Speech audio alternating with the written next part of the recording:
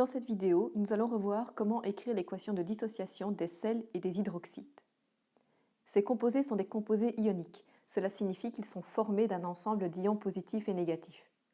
Lorsqu'on les met dans l'eau, les ions constitutifs de ces composés vont se séparer, car l'interaction qu'ils ont avec l'eau est plus forte que l'interaction qu'ils avaient entre eux. Je relis la règle qui est inscrite dans le cours. Pour écrire une équation de dissociation, il faut tout d'abord noter à gauche la formule moléculaire du composé ionique. Ensuite, on trace la flèche avec l'indication H2O écrite par-dessus. À droite de celle-ci, on indique les cations et les anions formés avec leur charge. Troisième étape, on pondère l'équation avec les coefficients stoichiométriques.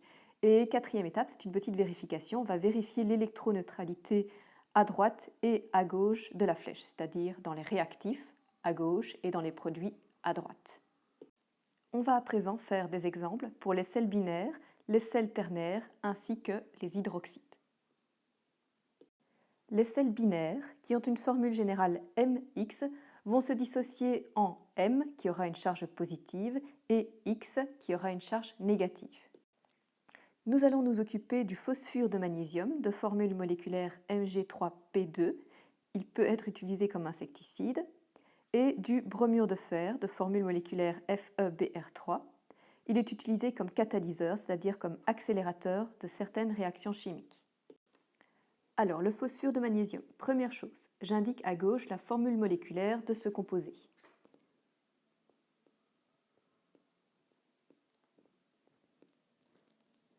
Je trace la flèche qui indique le sens de la réaction chimique et j'indique au-dessus de cette flèche H2O. Ce qui signifie que le phosphure de magnésium est mis dans de l'eau. À droite de la flèche, j'indique maintenant les cations et les anions. Je vais tout d'abord les indiquer sans leur charge.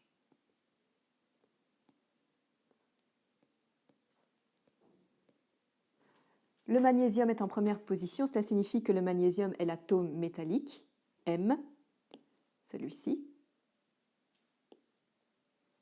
Et le phosphore est en deuxième position, ce qui signifie que c'est l'atome non métallique, X. Et donc il aura une charge négative. Encore faut-il savoir laquelle. Alors pour cela, on va utiliser les tendances à l'ionisation des familles 1A, 2A, 3A, 6A et 7A que l'on a indiquées dans le cours. Le magnésium est dans la famille 2A. Ce sont des éléments chimiques qui ont tendance à donner 2 électrons. Le magnésium va donc devenir 2 fois positif. Le phosphore, quant à lui, est dans la famille 5A. Alors on n'a pas noté la tendance à l'ionisation de la famille 5A. Mais si la 6A a tendance à prendre 2 électrons, que la 7A a tendance à prendre 1 électron, on peut supposer que ceux de la 5A, pour la plupart, ont tendance à prendre 3 électrons, et ça va se vérifier. Donc si le phosphore capte 3 électrons, il va avoir une charge partielle 3-. Troisième étape, on ajoute les coefficients. On voit dans la molécule de départ que le magnésium en fait est présent 3 fois. Il va falloir le noter. Le phosphore, lui, est présent 2 fois. On va également le noter. Donc magnésium, 3 ions, phosphore, 2 ions. Dernière étape, vérifier si on n'a pas fait d'erreur, c'est-à-dire vérifier l'électroneutralité. La molécule de départ ici, elle n'avait pas de charge, donc elle est neutre. Du coup, il faut que du côté des produits obtenus, en tout, ce soit également neutre. Alors le magnésium, il est 2 fois positif, mais il est présent 3 fois, ce qui veut dire que tout ceci, ça compte pour 6 charges positives. 3 fois 2 charges positives, 6 charges positives. Le phosphore a une charge 3-, mais il est présent 2 fois. 2 fois cette charge 3-, on a 6 charges négatives. Alors 6 plus et 6-, ça s'annule bien. Donc du côté des produits, c'est globalement neutre, comme ça l'était du côté des réactifs. On va maintenant passer sur notre autre sel binaire, le bromure de fer. J'indique le bromure de fer à gauche. La flèche, l'eau. Ensuite, je sais que je vais avoir du fer et du brome. Je les indique pour l'instant sans leur charge. Le fer, comme c'est l'atome métallique, il aura une charge positive. Le brome, comme c'est l'atome non métallique, il aura une charge négative. Oui, mais laquelle? Alors ici, il y a une petite difficulté, c'est que le fer ne fait pas partie des familles principales, les familles A. Il est dans les familles de transition, toutes les familles B. Et du coup, on n'a pas de règle pour trouver la charge qu'il va obtenir. On sait que c'est une charge positive, oui, mais laquelle? Fe+, Fe2+, Fe3+. Pour la trouver, on va d'abord devoir s'occuper du brome. Alors, le brome, lui, il est dans la famille 7A, donc une famille qui a tendance à prendre un électron. Donc le brome a une charge négative. Je ne sais pas encore quelle est celle du fer. Ce que je vais faire, c'est d'abord passer à la troisième étape. Je vais rajouter les coefficients. Le fer est présent une seule fois. Donc je pourrais indiquer 1 ici, mais on ne le fait en généralement pas. S'il n'y a rien indiqué devant, c'est que d'office, il y a un seul atome, une seule molécule, ou ici, ce sera un seul ion. Le brome, par contre, est présent 3 fois, donc je vais rajouter ce coefficient 3. Pour trouver la charge du fer, je vais même passer à la quatrième étape. Regardez l'électroneutralité. Alors, le réactif, le bromure de fer, il était neutre. Pour l'ion bromure, il est présent 3 fois, ce qui veut dire qu'ici, j'ai 3 charges négatives. Si j'ai 3 charges négatives pour le brome et que le réactif était neutre, combien de charges positives doit avoir le fer? Eh bien, il doit avoir 3 charges positives. Donc, j'ai trouvé ainsi la charge du fer.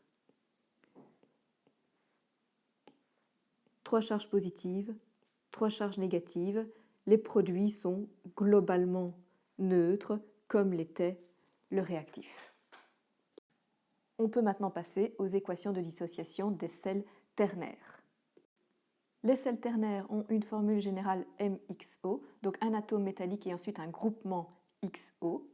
Ces sels ternaires vont se dissocier en M qui aura une charge positive et puis le groupement XO qui aura une charge négative. Dans les sels ternaires, nous allons nous occuper du nitrate de potassium de formule moléculaire KNO3. Ce composé est également appelé salpêtre, c'est cette poussière de couleur blanchâtre qui se forme à la surface des murs humides. Avec le salpêtre et d'autres composants, on peut fabriquer de la poudre à canon, qu'on appelle également la poudre noire. L'autre composé dont on va s'occuper est le phosphate de magnésium, de formule moléculaire Mg3PO4,2. Il peut être utilisé comme additif alimentaire en tant que régulateur de pH et anti-agglomérant. C'est parti pour le KNO3.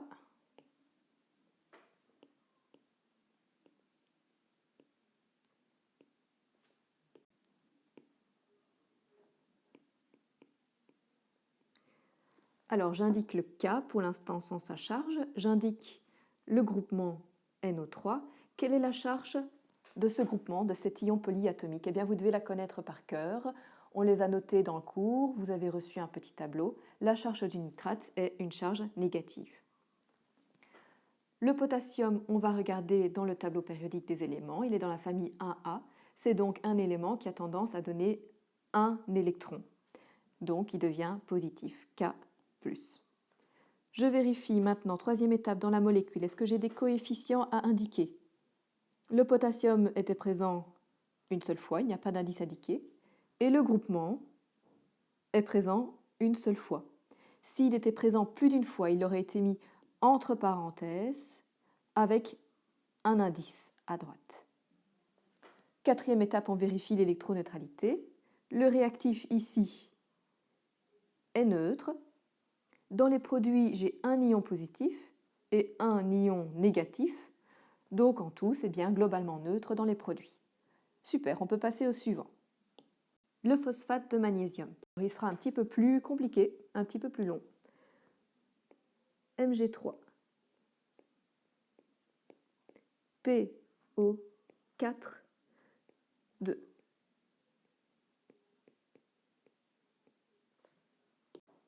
Se dissocie en libérant du magnésium qui aura une charge positive, on verra laquelle après, et le groupement phosphate, PO4. La charge du groupement phosphate, vous devez la connaître par cœur, c'est 3-.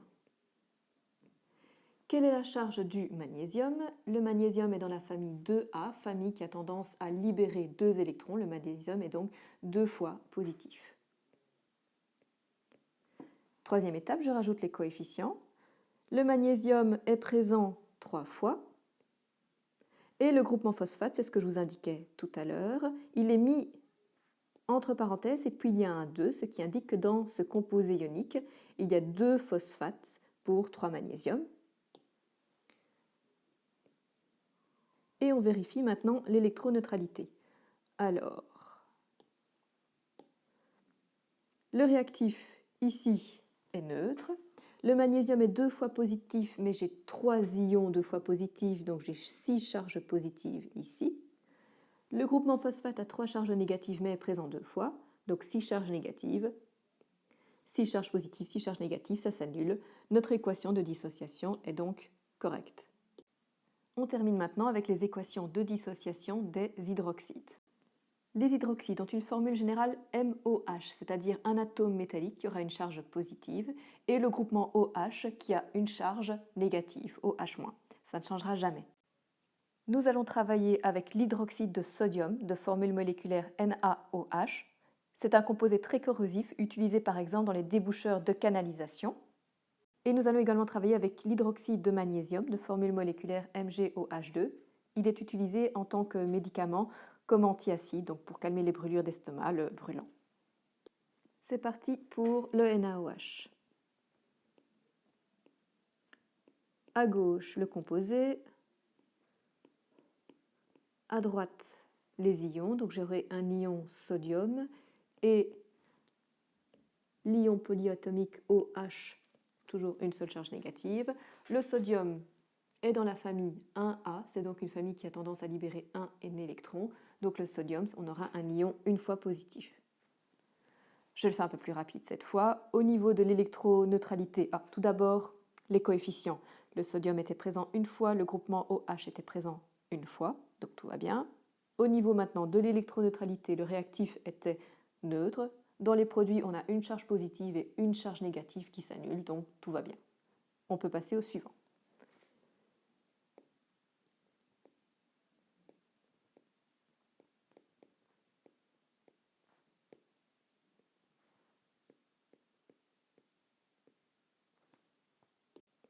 L'hydroxyde de magnésium se dissocie en ion magnésium qui aura une charge positive et en groupement OH-. Quelle est la charge du magnésium? Le magnésium est dans la famille 2A, donc famille qui a tendance à libérer 2 électrons. Le magnésium a 2 charges positives. Je regarde maintenant les coefficients. Le magnésium était présent une seule fois. Par contre, le groupement OH est mis entre parenthèses avec l'indice 2 indiqué ensuite, donc le groupement OH est présent 2 fois. Au niveau de l'électroneutralité, le réactif était neutre. Dans les produits, j'ai le magnésium qui a 2 charges positives et j'ai 2 fois un groupement une fois négatif, donc 2 charges positives et 2 charges négatives. Ça s'annule. On a donc bien respecté l'électroneutralité. Maintenant, à vous de jouer avec les exercices.